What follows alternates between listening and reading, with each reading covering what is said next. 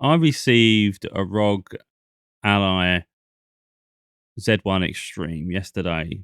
Took it a couple of days to come, but it was nice. So I already had an idea of what I wanted to do with it, but putting it into practice was a bit of a nightmare at times, to be honest. So I thought I'd do a video, really, my first 24 hours owning the Ally, because I've done a lot. I upgraded the 512 gigabyte SSD to a 2 terabyte. I put a 256 gig micro SD card in there for emulators. I've partitioned the hard drive, so I've also dual booted to SteamOS. I've also set up emulators on SteamOS. So I thought really I'd show what it all looks like after. I've done it. I tried recording a few videos in the process of doing those, but I, you know, it wasn't that easy for me to do the guide because it was an absolute nightmare for me to do the process, to be honest. There was little things that were an absolute hassle. Trying to put SteamOS on, I was never able to finalize the installation because it kept coming up that no networks were found over Wi-Fi. And I was like, this is ridiculous. In the end, I had to go back into Windows and disable Wi-Fi. I turned the Wi-Fi off. Then I went back into SteamOS and boom, it worked. So there's little things that just are disturbances to each other. Can be an absolute annoyance because you don't know that at first. This is like troubleshooting yourself, and it can take a while.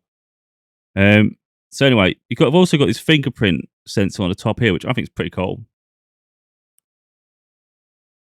So this is Asus's own internal software where they can sort of manage your games. Anything you install, it'll go here. You can favorite it, so you end up with your favorite section over here. And you also get features, so you can change the lighting around these. You can turn them off. Some people don't like it at all. I think it makes it unique to have it, so I kind of like it, but it is a bit glary. Sometimes you're like, well, that's a bit mad. So just put it in perspective, this is normally £500, I think. It was £400 on Amazon through Black Friday, but I was still like, I don't really want to pay all that right now. And it's, because there's so many options. And I went on eBay and they had one used through a big outlet. So it was more refurbished models, and they were £370. But they also had this money off. It was up to 20%. So I think it's £75 I got off. And so I literally ended up getting this one for £305. They said grade B, but all the feedback was saying it's immaculate. And I thought, to be honest, it's worth a punt because I know it's only £95 more for a brand new one, but I also wanted to upgrade the SSD. So for the price of a brand new one, I could have a used one that's reconditioned, but also have 2 terabytes instead of 512 gig. And that makes a massive difference when you're storing games, and games are quite hefty on PC. That makes a big difference. It arrived absolutely immaculate. The box was a little sticky and stuff. I didn't care about the box, and you don't really care in the long run. This has been immaculate since I had it. I'm really impressed. There's no marks anywhere around it. So yeah, you've got all this like little operating system to run around.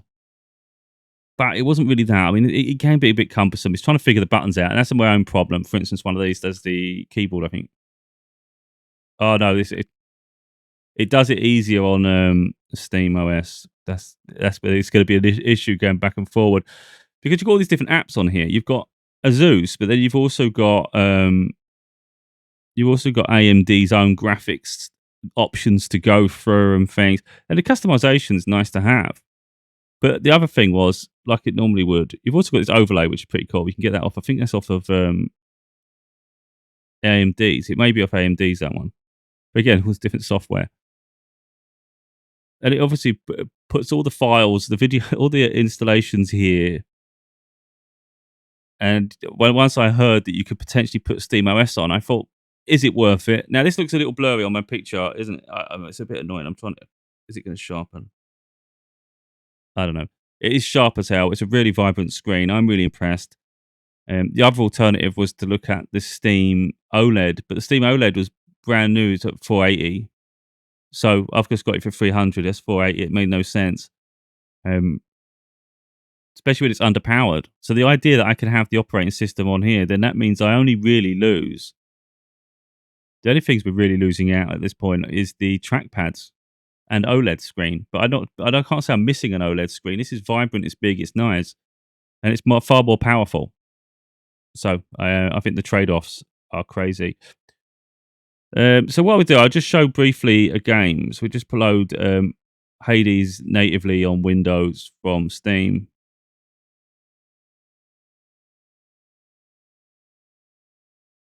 So I think it's worth having both. In my opinion, it's worth having both because Windows you're going to need for anti-cheat games. So if we want to play Fortnite, if you want to play Call of Duty, but I think also there's other benefits to that as well. I think you've got the streaming services. You've got Game Pass. I have GeForce Now. I'm going to cancel it because my gaming laptop's more than powerful, and this is proving really impressive. But then you've also got PlayStation Plus Premium. So you've got features where you can stream your games. And I think Windows is beneficial to that. Um, so this is Hades running natively on Windows. Oh, another function I've set, I can't remember if I did it specifically in Windows settings, but I'm not using 100% of the battery charging because it just kills your battery when you're constantly on power. And I'm using power a lot at the moment. You know, if I'm near an outlet, why not? You can get more. It just gets more performance, and you're not worrying about battery. Battery is the issue with this. Um, but even then, you can tweak settings. You can drop the frame rates. You can drop the power usage. There's things you can do. But because it's on charge quite a bit, I don't want to keep, especially where you've been downloading games. You know, you have to have it charged. I don't want to drain the battery unnecessarily. So this has been running really, really nice. It's crazy good. It says FPS 421, which is mad. So the screen itself is 120 hertz. It can do 120 FPS. It's 1080p. So what I've been doing with some games is drop the resolution from 1080 to 900 and even 720 because it's such a small screen. You really don't need the 1080. It looks nice, no doubt. It looks nice, but we're looking for performance at the same time when you're looking on a handheld. You know, so if you got it on charge, there's no reason not to. But if you're going to do battery, why risk your battery dying? You know, so it's really nice. But what I'm going to do is show really what it looks like, what the Steam OS looks like, what options we got, because we all know what Windows looks like at this point.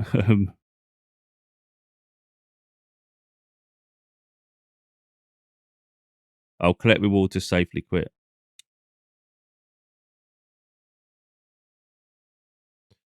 All right. So the one thing I want to note before we go over to Steam OS is the fact that because I was thinking this myself and I saw other people talk about it and I thought, yeah, exactly, that's what I'm thinking. Is you don't have to actually do Steam OS. You can just do Steam Big Picture in Steam and you can turn it into a console-like experience.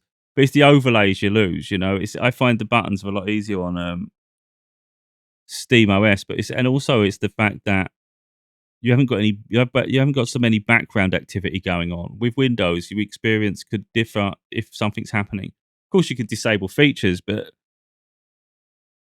it's swings and roundabouts, isn't it? I just thought, you know what, I'll get SteamOS put on because, like I say, the buttons are different on different platforms, and I like the fact that SteamOS is all just built into one. You know, the overlay, the experience.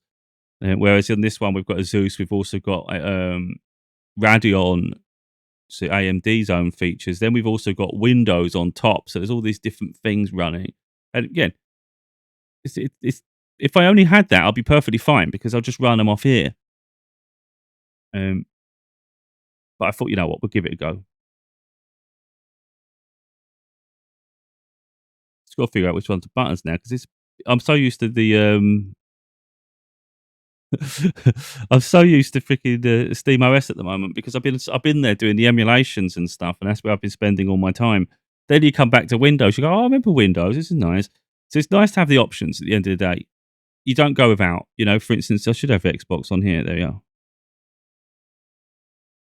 So what it is actually got on this here is actually pretty cool. We've actually got a compact mode. So normally you'd go into Game Pass and it'd look like this. Oh, I don't think my internet's working. I'll turn the internet off. Um, so again, this is all little fiddly bits because you were going back and forward. Just turn the Wi-Fi back on.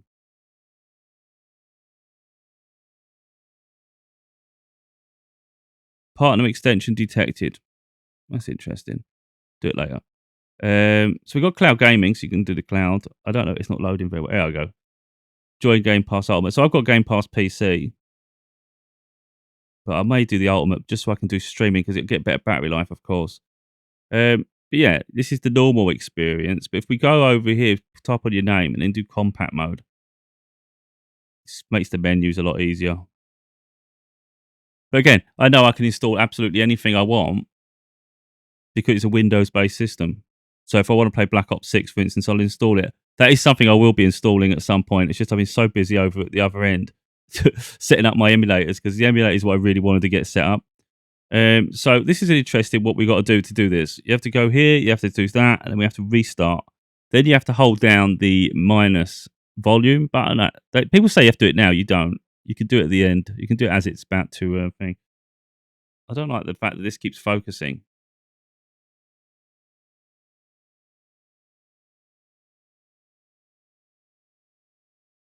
It does this, then we go BIOS, and it's literally just the switch of an option. There were a few features you have to do to get this working, though. For instance, you have to go advanced mode, and then there was something within advanced. I can't remember if it's advanced here. Oh, I had to disable fast boot and some other things to get this working. But anyway, I don't want to sort of lose track. Where the hell are we gone? How do I get back to my main bit? Now I've lost track of where I am. Easy mode. Back to the easy mode. Oh, don't know why they just make it complicated. So effectively, now just to change operating system, all we have to do is just switch these two rounds. You just literally drag and drop. So Fedora is going to be Steam OS, and then you've got Windows Boot Manager. So we just want the Steam OS at the top, so it goes there first. Now there may be easier ways to do this, but I've only had the system for 24 hours. I've literally installed them both, and this is the way. This is the only way I know how to do it. I would like two separate boxes on the screen, and then let me just pick which one to jump into. Life isn't always that simple. But is it that hard? No, it is what it is. But for the most part, I'll probably just be spending most of my time on Steam just because my emulators are there. My biggest part of my library's there. If I want to play a multiplayer game, then I'll go to Windows. If I want to go Game Pass, I can go Windows. But it's really going to be what do you fundamentally use the most. So like I have Ubisoft games. It'll be a lot easier for me just to put them on the Windows side as well. Like I said, I partitioned the hard drive, but at this point, I'm thinking of shrinking Windows down a bit more and giving more storage to Steam. Just because, again, most of my games are Steam anyway. So you could argue you could have got a Steam Deck, but I didn't need the trackpads. I don't like strategy games on a handheld, so I can't get on with them at all. I'd rather play them on my computer. But it's just the extra power. You know, I'm not playing games for it to stutter or to limit myself immensely, and it's got a faster screen as well. So for me, it's just more modern, more powerful. And I think the fact that you've got Windows as well, it's just far more versatile. I don't need one system just to be so basic. So again, it looks like big picture because it's literally is like big picture. So with this one here, we've got the overlay now for Steam OS's overlay. Again, it's going to look sharper than this screen is doing. This screen's become a pain. So you can get the overlay working at some point. I don't know why. Sometimes it. Oh yeah, no, I don't know. Sometimes it works, sometimes it don't. It normally does work for me. We may have an internet issue now. So just turn the internet off at the other end. I don't know if it's going to work on this end, but I don't think we need it. It will stop me downloading games if there is an issue. But that's going to be fun because I haven't checked that since. Oh no, I've got Wi-Fi turned on, so it should be fine. One would hope. So we've got variable refresh rate on because this is a variable refresh rate screen. It does up to 120 hertz. I've limited the frame rate to 60, but I'm not sure it always listens to me. That's another issue. You can throttle the power so it doesn't sort of consume too much. So I'll show a few games running off this in a minute, but I thought I'd show really where my mind is at. Because effectively I had a Switch Lite and it was £210, the Hyrule edition, the gold one. I returned it because this is so limited, and I thought in the long run I'm bored. And like I said, I got a really good deal on this. So for £100 more, I've upgraded from a Switch Lite to this.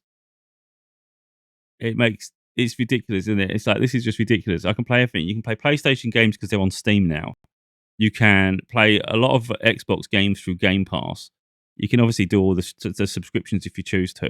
We've got the vast library of PC platform, which many of us have had for many years. So we're not double buying games, which was part of the issue for me. And also, you've got all these emulators, so you can go back and play all the games, even ones of recent years, including the modern ones. So I'll show you what I got. I've got a lot more games than this. I just haven't had time to put them all on the Steam on this the Ally yet, because it is a process of back and forwarding.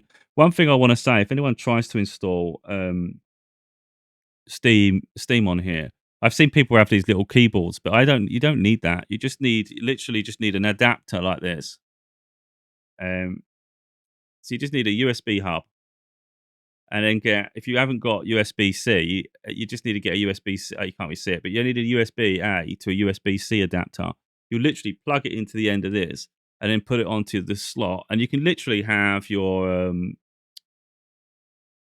USB drive, and then you can have your keyboard, and you can have your mouse all plugged in, and then you can just use the handheld like it's a computer, and it's a lot easier to use your finger and things. And some features you literally do need the actual keyboard.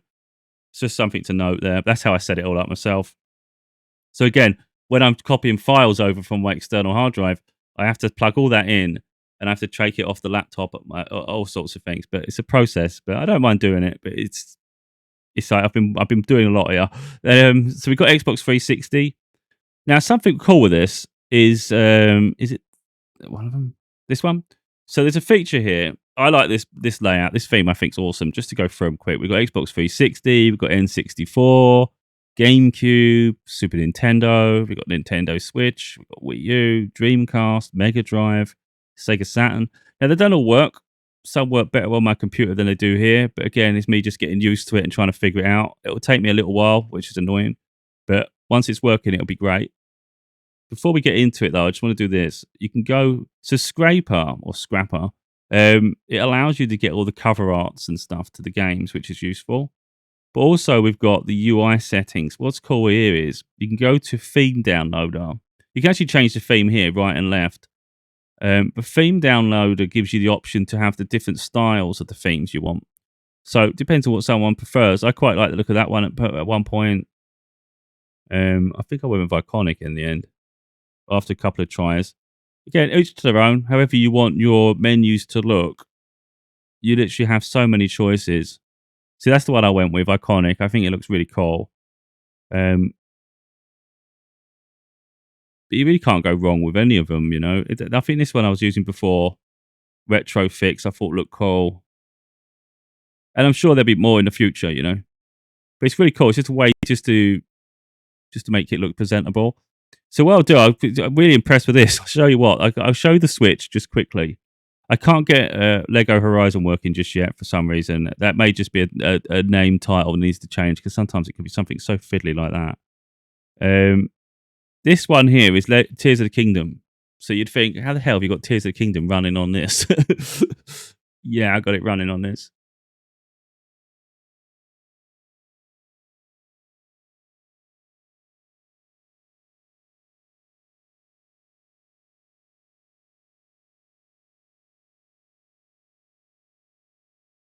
I don't remember having to do this before, but I did have to do it on another game. I don't know why it's not focusing, sadly.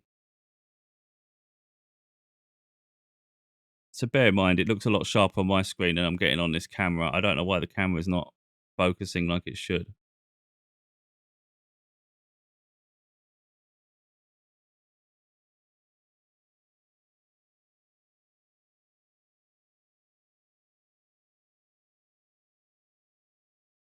So I started off with just the trailer. It really was just the introduction.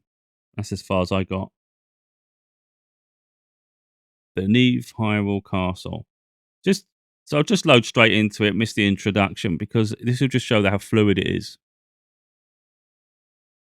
Like I said, another video, I don't know if I said it earlier or when I tried to record the video previously, but you know, emulators are never 100% perfect. They can be a bit more demanding because they're not optimized. But this I was really, really impressed with. We're getting like 30 FPS. It's, in terms of CPU, 19% usage, 39% GPU, video RAM, 3 gig, and normal RAM, 8 gig. So it's quite impressive, isn't it? This is literally Tears of the Kingdom running on the ROG Ally Z1 Extreme. Now, like I say, it even looks even better on my screen than it does on the recording, because the recording isn't just the camera isn't doing justice. It's not focusing properly. Now, I'm not expecting the sound to come through. It's got a level of noise suppression going on, but the sound is really good. So as you saw, well, that's that one. The real problem I got with these apps at the moment is, wait a minute, I've got to try and figure out which button I'm doing. I keep figuring this out. I've got to keep is I don't know how to switch games. Now, someone else may have an answer to this, or maybe this is literally the only way you can do it. It won't let me do it. So I have to literally come out the entire game, so the entire emulator, which, to be honest, it's not that much of a hassle, is it? It's quite quick. Every time I want to change a game, so that's a bit annoying. But I show. Well, we've already seen that now, but I could always show it. I mean, do Mario Kart or the other Zelda. We've got this one, the one that's just come out, The Legend of Zelda: Echoes of Wisdom. I think it only come out last month or so, a couple of months ago. So this is the old school style of Zelda. But it's the fact that it's so versatile. You can do these things. You know, that's what I love. You know, I have Spider-Man on my Steam account. I've got anything you can think of, pretty much. I own a lot. But then I've also got the emulator side as well, and then we've also got Game Pass. It's like it's all in one. And I've got a really really powerful 3070 Alienware gaming laptop with an ultra wide monitor, which I absolutely love. But I had this, and it's like, I know the novelty could fade, but I don't think it will, because it's really powerful and it's really nice. So even when a new one comes out, let's say new handhelds, they come out later on, you can always say, I'm going to keep waiting and waiting and waiting. But even as just an emulating machine in future, if it ever got to that point, it's like, this is fine. Yep, load the data.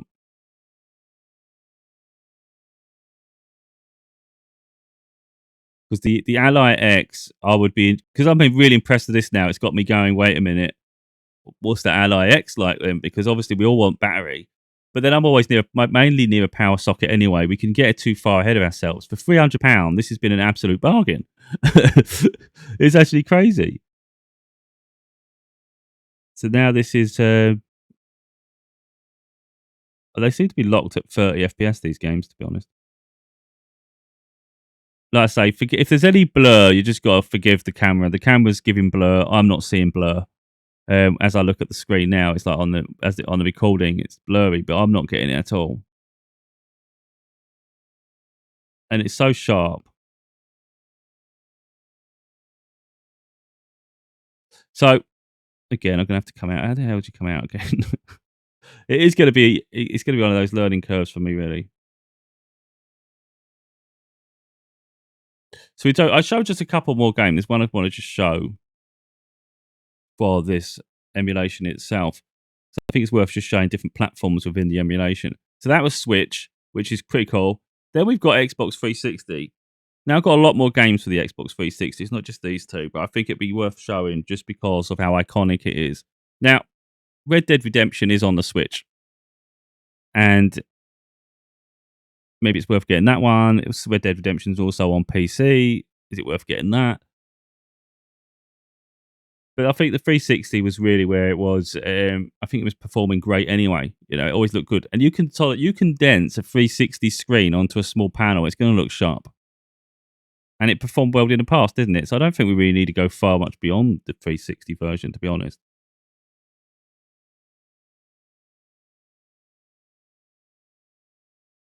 So this is where it's popping up to ask me about a game profile. I just made a random one, an offline one, because like an Xbox needs a gamer tag.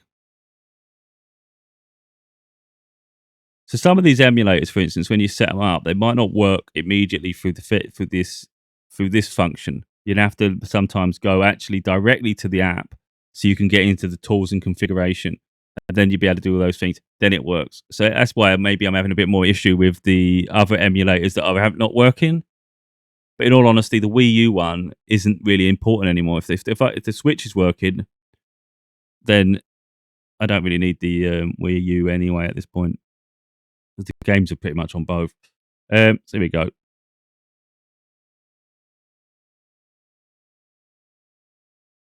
So this one does have slight dips, but I think it's more to do with the emulator itself on this device. I think there's a limitation in the VRAM and things.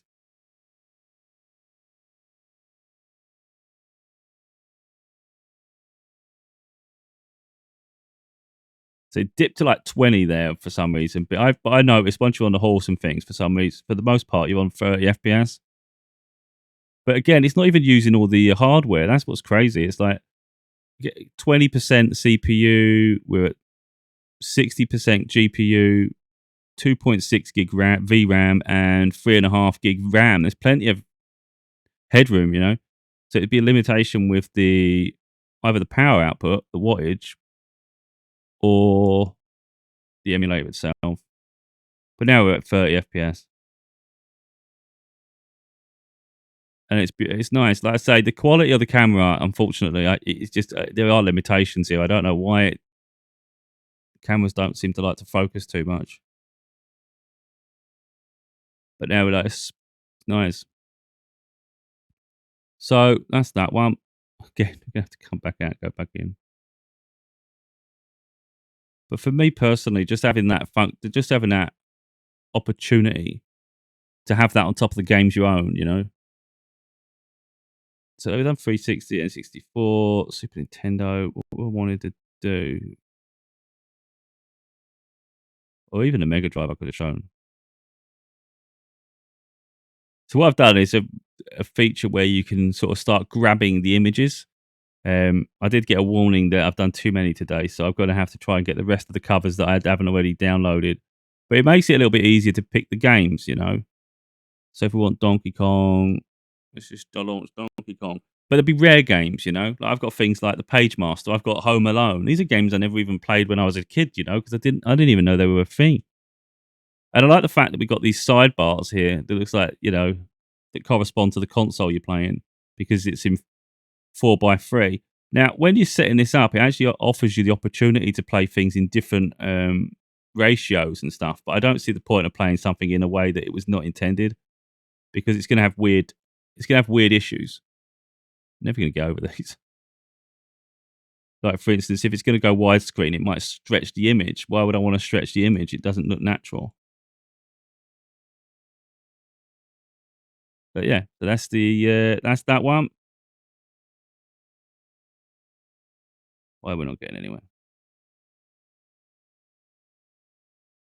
So we do just one more emulation and I'll show an actual game running because it's really impressive.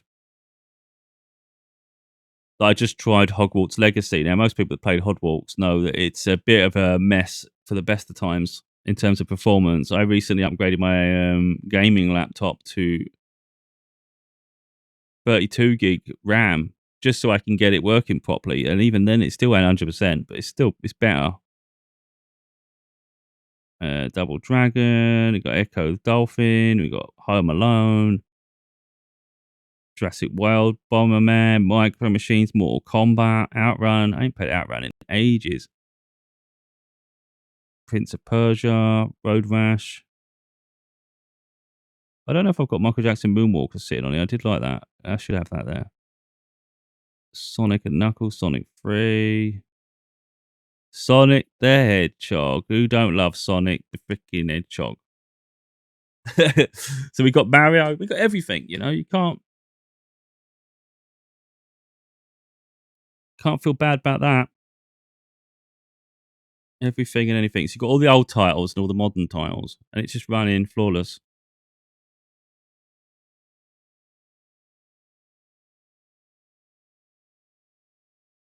Again, if you look to the sides there, we've got the Mega Drive now. We've got, or the Genesis, whatever you want to call it. It's Mega Drive in the UK. We've got that on the overlays to the side. So that's that one. And again, we've got the other emulators running as well. So it's about getting the ROMs. Now, I talk about emulators and that, but I'm not stupid enough to say where you can get the ROMs. Because first of all, there's a bit of an issue, legal issue really, with distributing. But also, we start giving out the names publicly, they start getting taken down, which affects those that also want to be able to get them, you know. So that's why you really don't hear people talk about them too much because people started to notice that everybody was talking about them and then they all kept going away and then no one can get them.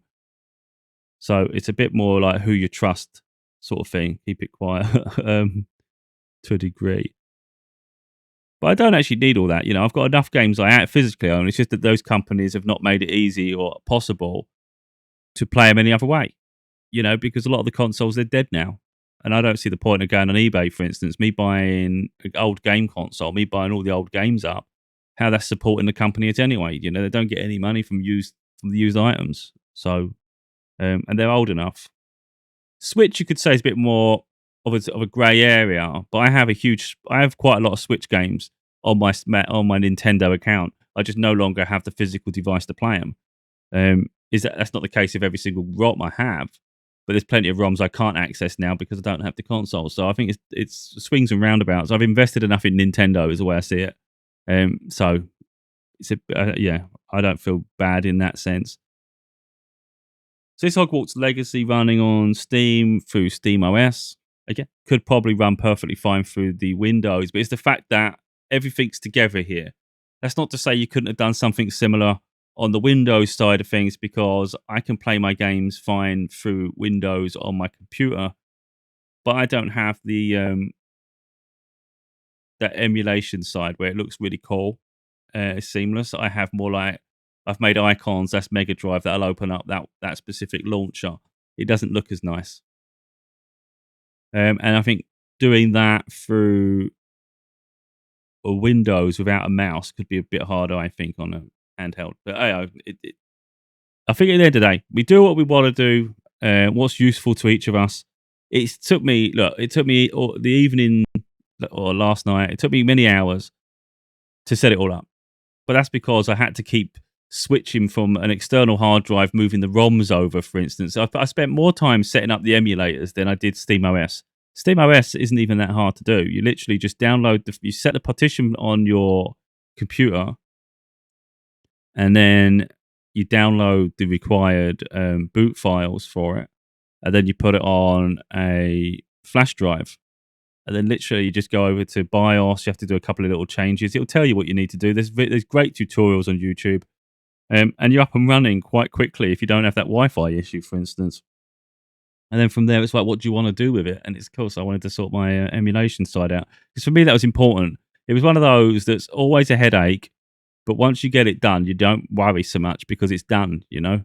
So, of course, people might look on and go, oh, I'd love to have that. It's like, yeah, it was still a headache to do it in the first place, you know. But it is what it is. Phineas Ferb. I hate character creation when it says, what do you want to call it? I ain't got a clue. So I called mine Phineas Ferb. No idea why. So here we are. Hogwarts Legacy. Like I said, it stutters on PC anyway. So the fact that it runs as well as it does and looks as impressive as it looks, I think is marvelous. It's like literally 35 FPS at the minute. And it's smooth because of the variable refresh rate screen. So you don't notice any glitching. Like I say, the camera isn't doing it justice on my screen. So, you know, what's potentially being seen may not be quite what I'm seeing. I'm trying to figure out the buttons here. Let's have a look. We want the map. And let's see if we just go into the woods world map. Go to this one, Hogfield. No, travel.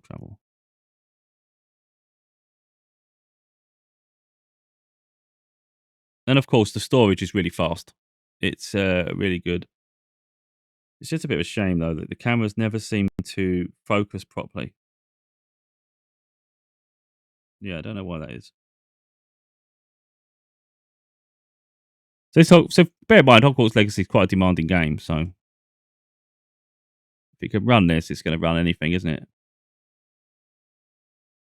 And what I've not done is change any settings. I don't know if it's took over the settings that I have on my PC, which are quite high or not, but we get an 30 FPS, CPU's 34%, graphics card is maxed out at 99% GPU, VRAM 6 gig, and RAM 5.5. So with the low RAM usage, I find quite remarkable on these systems. So I'm not sure what options you could possibly do within the settings to even improve. Because of course we don't want to put when you're doing it portably, for instance, you wouldn't want to be over demanding everything. Window mode full FSR quality there, frame rate uncapped, windowed full screen. Why? Oh, it doesn't let you do the resolution. So that's a bit of annoying with this game. It's not allowing you to downscale the resolution. Frame rate uncapped, field of view high, motion blur. I hate motion blur. Oh, so and we got video quality ultra. So if we put that down to medium, I don't know what it's going to look like. And sometimes I find settings like this barely do anything. It's like you reduce the quality and you still end up stuttering or you ain't got best performance. All right, so we've done down to medium, which looks absolutely fine, especially on a small screen. You're not going to notice things. Now, the GPU is still 99%, but we've gone from 30 FPS all the way up to 50. Fluctuates between 40, 46, 46 and 50, 45. That's far more playable. That is much better.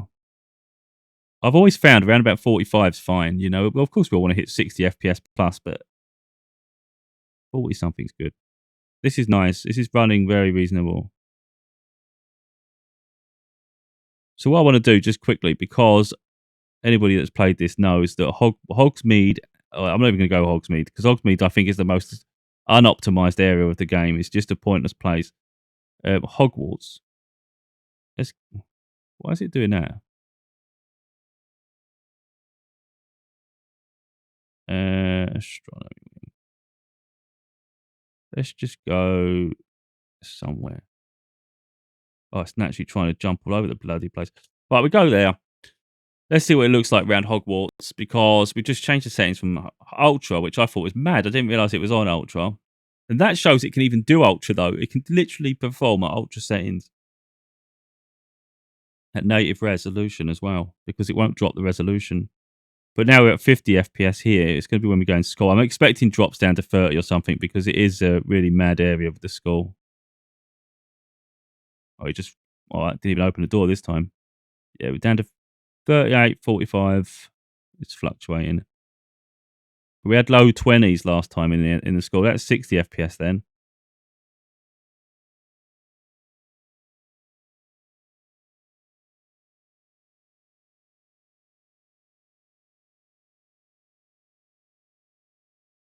Running bloody nice. I can't say it's definitely going to run beautiful on recording.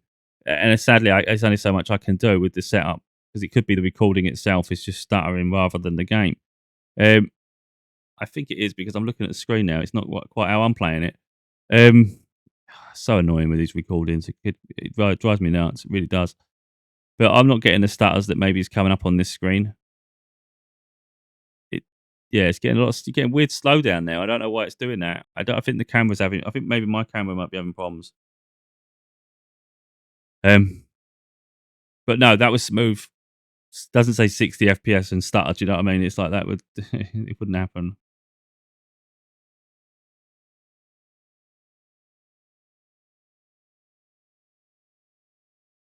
And changing the SSD was simple. You literally just take the back panel off. It's best to disconnect a battery. Anyone that uses electronics knows you could end up frying the hardware. So you might have the best of intentions, leave the battery plugged in. There's power there, and it short circuits both drives, the one you've just took out and the one you're putting in. Now you've got nothing. Taking that out, it really isn't a problem. People said something about reset the date on BIOS and stuff, but I think they'd get that. That must depend how long you have the battery off. You know, it didn't take me long just to undo a screw, pull out the SSD, put my one in, screw it in, then reconnect the battery. When I went back to BIOS, everything was fine. So I don't think you don't have to be worried. It's just let's try quickly Elden Ring. I was having a little play around with Elden Ring. It was running fine and it looked beautiful at full resolution 1080. I dropped it to 900 and it looked fine. I dropped it to 720 and I think it looked a bit rough, in all honesty. And I thought it's playable. But sometimes it comes down to what is the experience you want. See, I mean, the focus is going mad on this. Oh, it's doing my head in.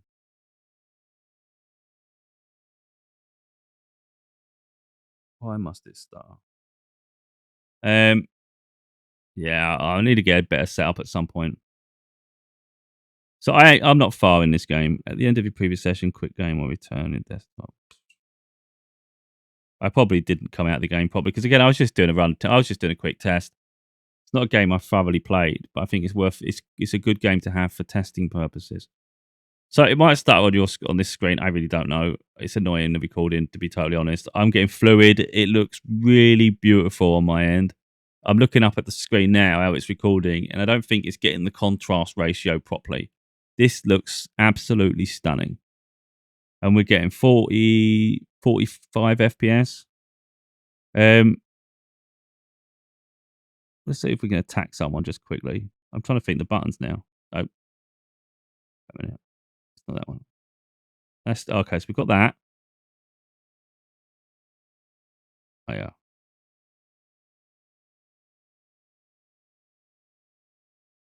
43 FPS.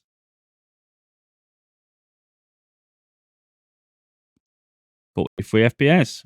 51. This game's all about routine, isn't it? Follow like plan. Let's see what's that. See what it does. Oh, I don't know why I did that. I'm not up with the buttons at the minute.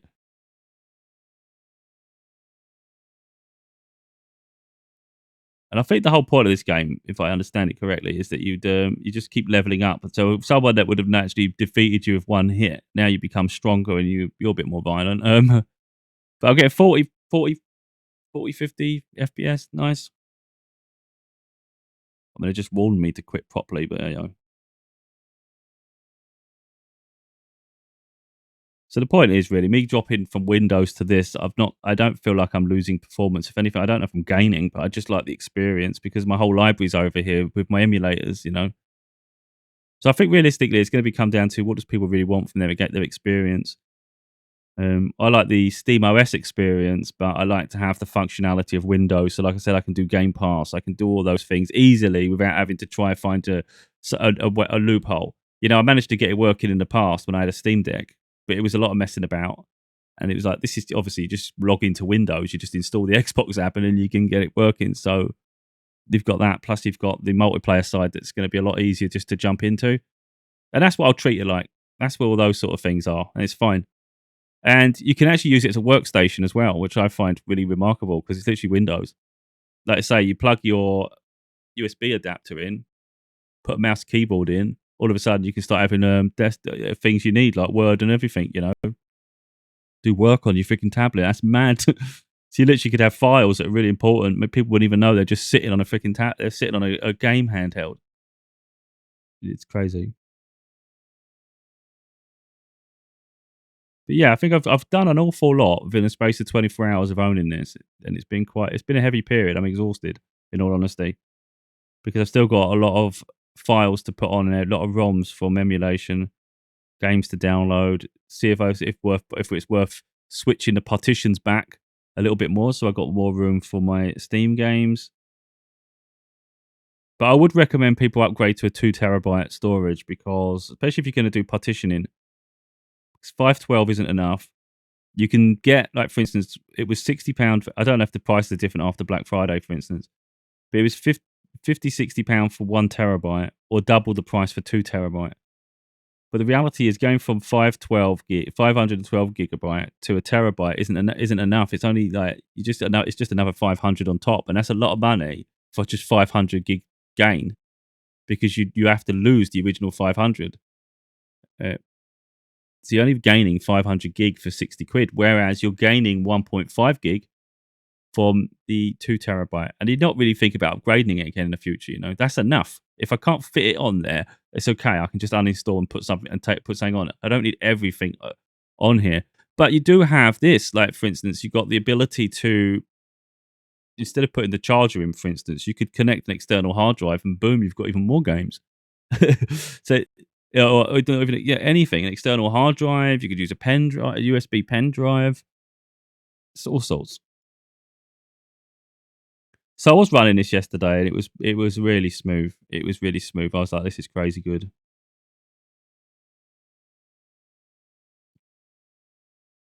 This I actually put the settings low, I think, on this on purpose because I was like, I don't as beautiful as it looks, and I can do it. I was trying to get battery performance, and I was like, it looks fine. So right now we're using 40% CPU and 70% graphics, 5.5 gig RAM and 5.5 gig VRAM. It's more than, do you know what I mean? It's not taxing the system. So if we look at I'll check the settings in a minute because I have done I reduced things down. Didn't need to. Why not? I just thought it's a small screen. I don't need it to look like a freaking desktop. And if you didn't see the settings, you wouldn't even know. You know, it looks that good and plays that well. And again, if the recording's not showing it, it's just a sad thing that there's a limitation, I think, with the frame rate of the recording as opposed to the games.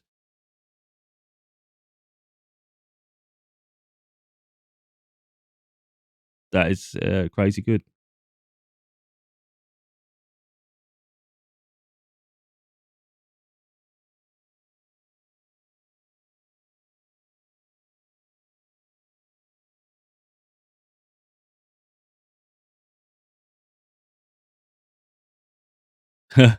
Crazy, crazy good. Really impressed. So we just look at the settings I've got running for that just to see. So we've got full screen 720p. Like I said, I dropped it to 720. Why not? It doesn't matter. It looks fine because it's a small screen. VSync off for sure. AMD FSR frame generation. And I put dynamic resolution scaling to make sure we hit 60. And it's just doing everything beautiful. I don't need anything else. Like I can turn this up to 1080, which is what the screen is. So if we said I want to do this native, yeah, no 1920 1080. Why ain't it doing it? There you go. There you go. Right, and then apply. Yes. So now we're running at a 1080, the actual native screen. It does look sharper. I can see it immediately, the sharpness. But I'm also still getting 60 FPS. So you don't have to drop the screen. Look, it's incredible. I don't know if it's how much difference looks there, but it does look it does look stunning. And now we've got 45, 50% CPU, 88, maybe 90% graphics, and we're still only about 5.56 gig RAM, VRAM. But the reality is, it's when you're going to be in handheld mode, when you ain't got the charger plugged in. You know, I want consistency. I don't want to have to keep changing settings. You know, I want to be able to just pick a game up and play it. So whether it's on charge or not, it's just as long as it's playable and I think the graphics look great. We don't need that 4K sort of image. You know, I think it's nice, but is it necessary? But no, it's running it, isn't it? 60 at 60 there with the headroom, which is always a nice thing. But yeah, that's what it's like. So let's say I want to go back to Windows now. Like, okay, I want to go Game Pass, for instance. Let's say I want to play Call of Duty. I haven't installed Call of Duty yet, by the way. Quick to desktop. Then we go over the menu at the bottom, power, and then we want to go restart. Now you can do switch to desktop. That's where you'll get to Linux, and you'll be able to make some changes. So for instance, with the emulator side of things, there's a whole host of things you can do there. But do that, and then we'll just hold the minus button down. Like I say, some people say you've got to do it early. I don't think so. I'll do it now, even though that's still a bit early. And you just hold it until you see the BIOS menu, pretty much. Although I think you can drop it off and it'll still work, but it's not point whisking it. So straight in, it did take 2 seconds, did it? All we do, move the Windows to the top button here. Say yes with the A button. And then we're back into booting into Windows. So, you know, you haven't lost Windows, you know, it's still there. You can do what you want. You can partition it whatever way you want. If you can put less on the Steam OS and put plenty on the Windows side. But I think by upgrading your storage, you do give yourself an awful lot of options. So anybody that starts with this device has 512 gig. I've got 2 terabytes, so I can put 1 terabyte on Steam and 1 terabyte on Windows, and I've still got more on each of them than most people have on the device itself anyway. So, you know, I haven't lost, have I? And it's that simple to go back into Windows, but I find it's going to be remembering the features. You know, you get used to one platform, and it's like for instance, the buttons are all different on here, but you can customize it, which I haven't got into yet. So over here, you can calibrate. I don't know if it's in there. Was it the control mode? I think it is. Yeah. So you've got game mode, desktop mode. You can configure it, and then you can start doing whatever you want the controller to do. I haven't got into that, and I think I'm going to probably follow a guide for that at some point because I might do something where it's like there's better ways, and I'm sure someone's already figured out great mappings to do that will be useful and beneficial to the experience. But there are quick ways. If you hold the trigger, there's trigger buttons at the back of this device. Let's see if I can show. So you've got trigger buttons here, each side. You can obviously assign them, but they're actually, at the moment, they use as macros. So if you hold that down and then you press a corresponding button on the front, it will have a function. So for instance, if I do, I think it's the right trigger and up, or is it down? Yeah, you get the keyboard. So that's pretty cool. There was a specific button that was easier on SteamOS that just brought it up. I don't know if it's just when I pressed up on the key on there without all that. But yeah, you literally got yourself a handheld Windows panel, pretty much, that acts the same way a Windows panel would. I'll tell you what I could do just to show really is I'll take the power supply out the top because I only got the one USB-C slot. I think I've seen that the Ally X, the expensive model, has two. Just trying to think how I'm going to physically do this. For instance, let's say I take the mouse out of my computer.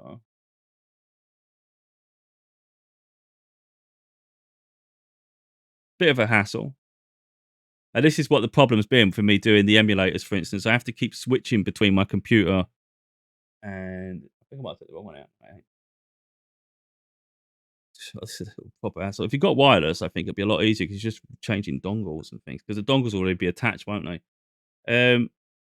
So you'd literally just do that. And then we would attach to the top. Oh no, I need my little switch. So we need this little dongle, this USB-C. And then it would just go into the top of your device. And let's have a look. Has it kicked in yet? Just got to make sure the right things are open. It should be working. Right. Have a look. There you go. So now we've got the mouse moving. I think I've got a probably issue with the recording software. It might be running at 30. Yeah, I think it's running at 30 FPS, and a lot of what I'm doing is 60 frames. So I think that's why you're getting stutters if there's been stutters anywhere, which is really annoying. But yeah, literally, we got this. And if I wanted to, let's say I wanted to go on, let's say I want to type something now, I can type it with my keyboard. Oh yeah, Word. So literally W. But that's literally what you end up turning your device into a Windows device, and it's literally all you need is a multi adapter with multiple USB slots, a USB-C adapter if it hasn't got USB-C out functionality, and then boom, you've just opened it all up. That's how you transform the device, because you can literally plug in storage, peripherals, and all sorts, and it'll actually be able to do more with the functionality of this machine. So you've turned it into something quite remarkable. It's turned into an emulation device, a Steam OS device like a Steam Deck, and a Windows, literally almost like a Windows gaming laptop, because it can do the same thing. You can plug in, from my understanding, you could plug in a USB-C to DisplayPort or HDMI out and display externally the screen here anyway. Now, there'd be limitations with the performance. I don't know what the graphics would look like on a bigger screen and how far it can go. But even just things like applications and Word and things, all of a sudden, you've got a £300 handheld has turned itself into a complete computer. And I find now, this day and age, I find that absolutely mental. And like I say, for the price I got it for, I can't complain. £300 is ridiculous. So much so, though, that I'm actually like, let's see where we go. And I've noticed that a lot of people buy this model and they end up going and upgrading. They love it that much. They upgrade to the expensive one that's like £800. It's more powerful. It has double the battery life, which is an important feature, and it's really the battery life that people want. So they go crazy for it. But it's like, yeah, I'm really happy. I'm really happy with my choice. The options realistically at the moment is this, the Steam Deck, the Legion Go, Lenovo Legion Go, or the higher model of this one. So it's the Ally X. But the Legion Go looks uncomfortable. The modular design, like a Switch, I think is an issue because they can break. The connectors can break, and I don't think it feels as sturdy. Even though the screen's bigger, I don't think its functionality in terms of refresh rate and that variable refresh rate, really, and a high refresh panel isn't as good. That's what the Ally has over that, and I think this is more powerful as well.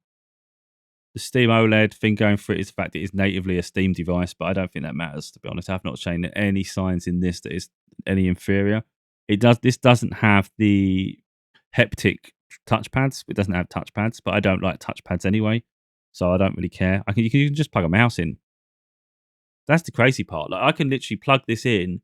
I could plug a mouse and keyboard in and play Call of Duty or whatever I want to play with a mouse and keyboard. So if I play any strategy games, I'm sure it could just run strategy games fine. The panel was big enough that I could literally have it in front of me like I've got now.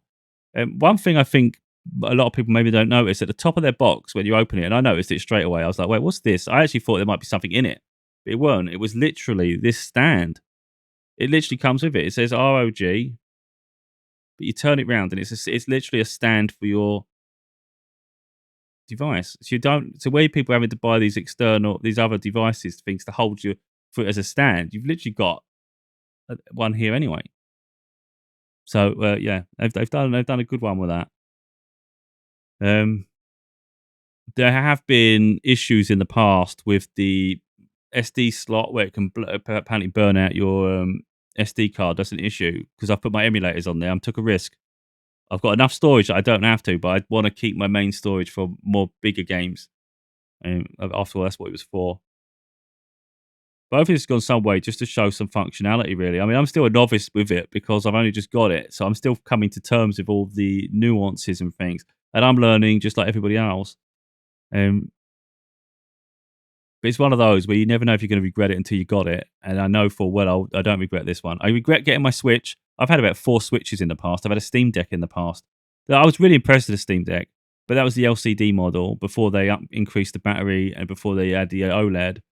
But the 64 gig model, like I said, once it tries to compile shaders, it uses a lot of storage.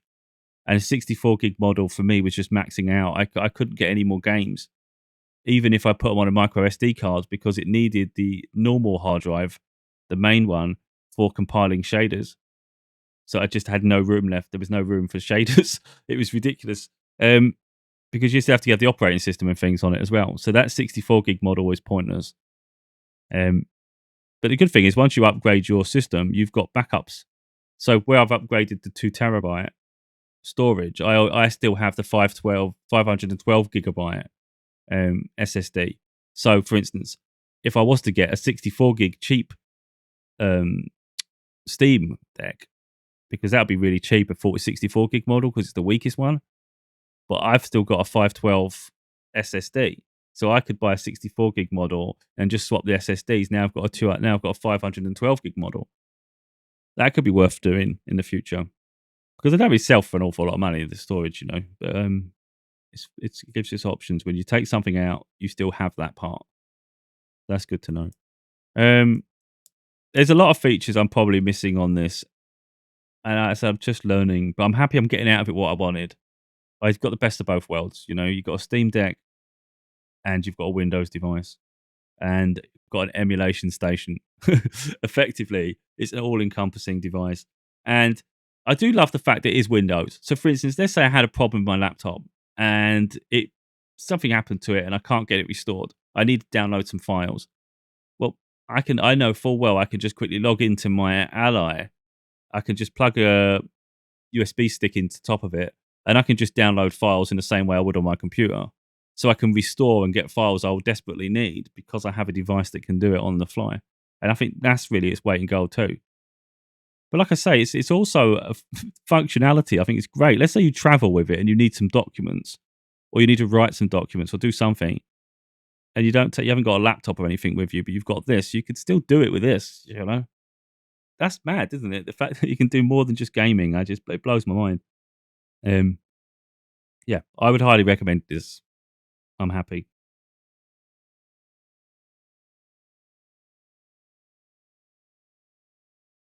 Oh, I can't turn this off.